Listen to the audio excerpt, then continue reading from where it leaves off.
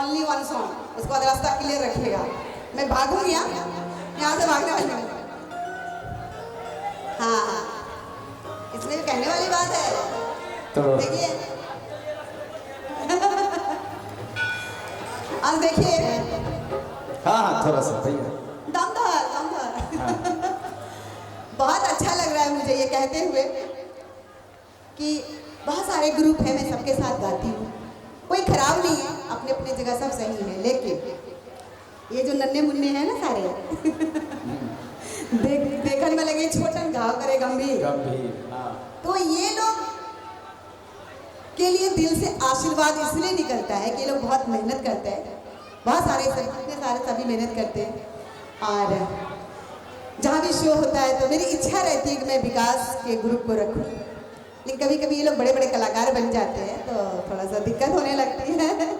लेकिन मैं चाहूँगी कि बहुत मेहनती हैं सारे बच्चे, मैं चाहूँगी जोरदार तालियां भाई, जोरदार ताली हो जाए हमारे बिहार से। के लिए भोजपुरी के कलाकार जब आते हैं ना तो अपने भोजपुरी के म्यूजिशियंस कलाकार को वैल्यू देते हैं, लेकिन मेरे लिए जितना भोजपुर के कलाकार के वैल्यू है उतना ही हमारे बिहार के सारे बच्चों के लिए है भाई। तो मैं चाहूँगी जोरदार तालियां बजती रहनी चाहिए, बहुत बहुत अच्छे मेहनत करते हैं। हाँ, कभी कभी ट्रैक चेंज हो जाता है लोग का, इन लोग से डेट मांगना पड़ता है। हाँ डेट खाली हो बाबू? नहीं मैम खाली नहीं है। चलिए अच्छी बात लाती है। तो एक गीत की जो आदेश हुआ एक गीत का मैं सुनाऊंगी, और बहुत दूर जाना है, और झूठ क्या बोलना, मेरा भी 4 साल का बेटा है खोज रहा होगा, इसके लिए बहुत दूर भी जाना है और बच्चा भी मेरा इंतजार कर रहा होगा, समझ सकते हैं कि नहीं। हाँ, तो एक गीत का आदेश हुआ है, सुना देना चाहती हूँ, जिससे आप लोगों ने मुझे इंदु सोनाली बनाया।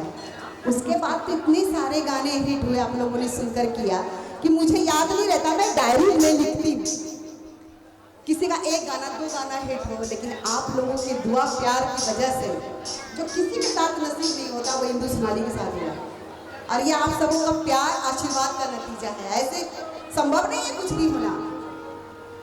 तो जिस गीत से आप लोगों ने इंदु सोनाली बनाया, आपको अभी बोल भी रहे थे लहरिया लुटाए राजा हाँ, तो चलिए मैं सुना देती हूँ, उसके बाद रास्ता क्लियर रखिएगा, मैं यहीं से कहीं उड़ सकती हूँ। हाँ, रास्ता क्लियर रखिएगा। लहरिया लुटाए भी है ना, ये गीत आप लोग ने पक्का सुना होगा।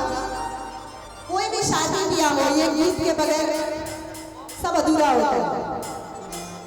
तो चलिए आदेश हुआ है धीरज जी की ओर से, अतुल जी की ओर से, पूरी कमेटी की ओर से, तो एक गीत जिससे आप लोगों ने इंदु सोनाली बनाया। आवाज हम मिक्स कर देते हैं ना हम सभी के साथ, तो पता नहीं चलता है।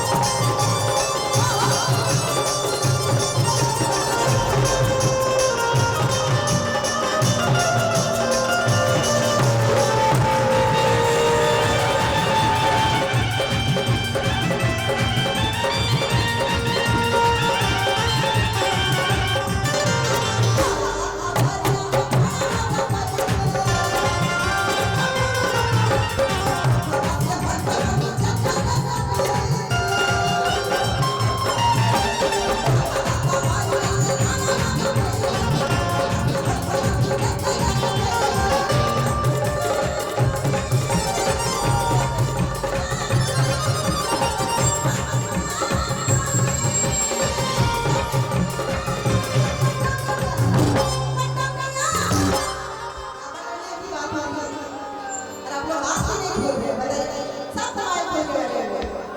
हाँ, हाँ, हाँ। पप्पा गंगा